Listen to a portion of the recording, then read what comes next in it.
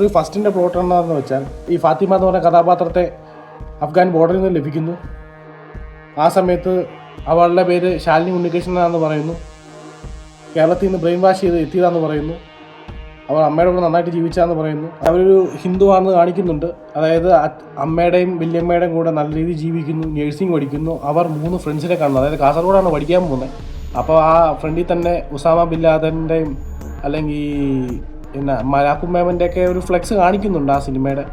പക്ഷെ അതൊക്കെ ഒരു പരിധിവരെ സത്യമാണ്. കാര്യം ഈ യാക്കൂബ് മേമനെ പോലുള്ള തീവ്രവാദികൾക്ക് വേണ്ടി ഇവിടെ സപ്പോർട്ട് ചെയ്തിട്ടുണ്ട് കേരളത്തിൽ. അല്ലെങ്കിൽ സദാം ഹുസൈന് വേണ്ടി വലിയ റാലിയൊക്കെ നടത്തിയിട്ടുണ്ട്. അതൊരു പരിധിവരെ ശരിയാണ്. പക്ഷെ അത് പോട്ടെ. അത് നിമ മാത്യൂസിനെ കാണുന്നു. നിമ മാത്യൂസ് ക്രിസ്ത്യാനിയാണ്, ഗീതാഞ്ജലി ഹിന്ദുവാണ്. അവരുടെ മുറിയിലുള്ള മറ്റൊരു വ്യക്തിയാണ് ആസിഫ, ഒരു മുസ്ലിം ക്യാരക്ടറാണ്. ഇവർ 3 പേരും കൂട്ടുകൂടുന്നു. പിന്നെ അറിയാമല്ലോ, വില്ലത്തി ഒരു മുസ്ലിം ക്യാരക്ടർ ആസിഫ തന്നെയായിരിക്കും. ആസിഫ് ഇവരെ അങ്ങ് മതം മാറ്റാനുള്ള ബ്രെയിൻ വാഷ് ചെയ്യുന്നു. ആസിഫ് ഇവരെ ബ്രെയിൻ വാഷ് ചെയ്യുന്നു, മതം മാറ്റുന്നു, കയറ്റി വിടുന്നു. അങ്ങനെയൊക്കെയാണ് ഈ പടത്തിൻ്റെ പ്ലോട്ട്, ഫസ്റ്റിൻ്റെ പ്ലോട്ട്.